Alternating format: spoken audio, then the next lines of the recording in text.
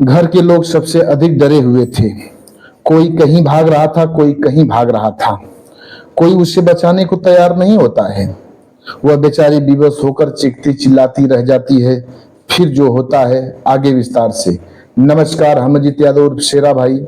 हमारे इस चैनल में आप सबका बहुत बहुत स्वागत है।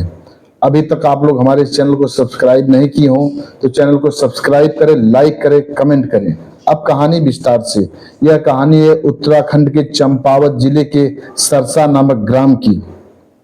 यहीं के रहने वाले कन्हैया लाल सेठ जी, जो कि बड़े धनी मानी व्यक्ति थे।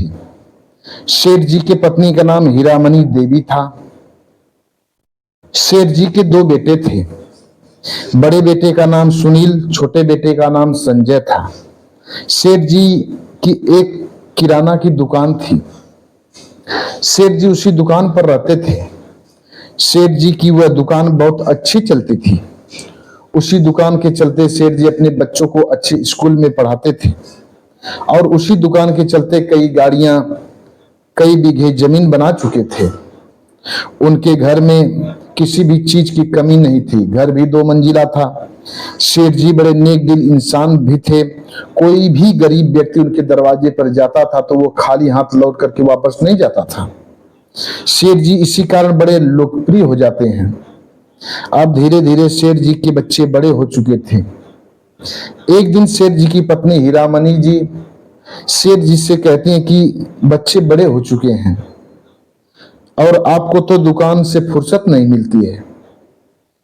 इनकी शादी नहीं करनी है क्या? बच्चों की शादी नहीं करनी है? सेठ जी मुस्कुराकर कहते हैं, अरे भाई ठीक है, पर कोई लड़की वाला आए तब तो शादी हो। अपने लड़कों की शादी की बात उनसे किया जाए, जब कोई लड़की वाला आवे तो। बस इतनी बात सुनकर सेठानी जी अपने भाई लाला राम सेठ जी को फोन लगा देती हैं और कहती हैं कि भैया, आपके भांजे अब कुंवारे ही रह जाएंगे क्या? सेठ लाला राम जी कहते हैं कि बहन कैसी बात करती हो? हम कल ही लड़की वालों को लेकर आपके घर आ रहे हैं। जरा यह भी बता दो बहन, अभी शादी दोनों लड़कों की करनी है या एक लड़के की? सेठानी जी कहती हैं, भैया आप अपने तरफ से देख लो। अगर दोनों लड़कों की शादी हो जाए तो दोनों की करा दो, हमें कोई दिक्कत नहीं है। लाला राम जी बड़े जोर से हंसते हैं और कहते हैं, ठीक है, मैं कल ही लड़की वालों को लेकर के आपके घर आऊंगा। आप खाने पीने का इंतजाम करके रखना और हाँ, जीजाजी से कह देना कल दुकान बंद रखें, क्योंकि हम लड़की वालों को लेकर आने वाले हैं। इधर सुबह हुआ, सेठ सेठानी दोनों लोग मेहमानों के खाने पीने का इंतजाम करने लगते हैं। मेहमानों के खाने पीने की इंतजाम करते करते धीरे धीरे करीब 10 बज जाता है। इतने में 4 व्हीलर गाड़ी सेठ जी के दरवाजे पर आकर के धमकती है। सेठ जी के दरवाजे पर 4 व्हीलर की 2 गाड़ियां आकर के उनके दरवाजे पर रुकती है। सेठ और सेठानी की खुशी का ठिकाना नहीं होता है। इतने में सभी मेहमान गाड़ी से बाहर निकलते हैं। उसी एक गाड़ी में से सेठानी जी के भाई लाला राम भी निकलते हैं। सेठ सेठानी दोनों लोग दौड़ करके सभी मेहमानों का अगवानी करते हैं। लाला राम जी अपने बहन और जीजा के पैर छूते हैं। सेठ जी सबको अपने घर के बरामदे में लेकर के आते हैं और सभी लोगों को कुर्सियां देकर बड़े प्यार से बिठाते हैं। सेठ सेठानी दोनों लोग सभी मेहमानों को जलपान कराते हैं। जब सभी मेहमान जलपान कर लेते हैं तब लाला राम जी हंस करके कहते हैं कि बहन, अपने दोनों बेटों को बुलाओ ना, आज हम 2 लड़की वालों को लेकर के आए हुए हैं।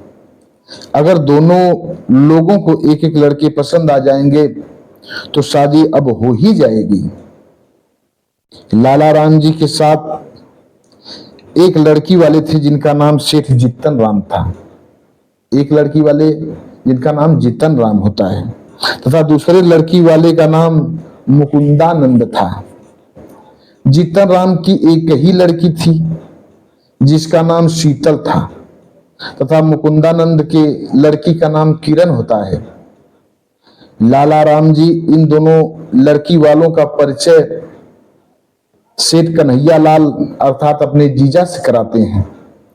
इतने में सेठानी जी अपने दोनों लड़कों को लेकर मेहमानों के सामने आ जाती हैं। इधर लड़की वालों से लाला राम जी कहते हैं कि लो भाई, लड़के आ गए, देख लो इनको। लाला राम जी अपने दोनों भांजों का नाम बताकर परिचय कराते हैं।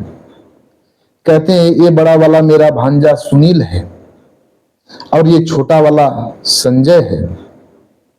सुनील को जीतन राम जी अपनी बेटी शीतल के लिए पसंद कर लेते हैं और संजय को मुकुंदानंद जी पसंद कर लेते हैं। अब सेठ जी के दोनों लड़कों के शादी का डेट पड़ जाता है। बड़े लड़की की शादी एक दिन पहले और छोटे लड़की की शादी एक दिन बाद होना निश्चित हो जाता है। अब धीरे धीरे वह दिन आ जाता है जिस दिन सेठ जी के बड़े लड़के की अर्थात सुनील की शादी का दिन है। सुनील की शादी बड़े धूमधाम से जीतन राम के लड़की शीतल से हो जाती है। इधर शीतल दुल्हन बनकर के घर में आती है। फिर इधर दूसरे लड़की की शादी की तैयारी शुरू हो जाती है। सुबह होता है, बारात घर पे वापस आती है। फिर दूसरे लड़के की शादी की तैयारी आरंभ हो जाती है। बड़े धूमधाम से सेठ जी छोटे लड़के संजय की बारात मुकुंदानंद के घर पर लेकर के जाते हैं और संजय की शादी किरण से हो जाती है। संजय अपनी दुल्हन को लेकर के घर पर आता है सुबह। ठीक ब्याह के दूसरे दिन दोनों भाइयों की सुहागरात होती है। इधर जब रात होती है तब बड़ा भाई सुनील अपनी बीबी के साथ नीचे वाले घर में होता है और छोटा भाई संजय दूसरे मंजिले वाले रूम में होता है, क्योंकि हम पहले ही बता चुके हैं कि सेठ कन्हैया लाल का घर 2 मंजिला होता है। ऊपर वाले छत पे जो घर होता है उस घर में संजय छोटा सेठ जी का छोटा लड़का उनकी बहू होती है। इतने में कुछ डाकू करीब करीब 11 बजे रात को सेठ कन्हैया लाल के घर पर आ जाते हैं। वे सब डाकू जान गए थे कि सेठ जी के दोनों लड़कों की शादी हुई है। सेठ जी के घर में गहने और रुपए खूब मिलेंगे। इधर डाकुओं के आते ही घर में कोहराम मच जाता है।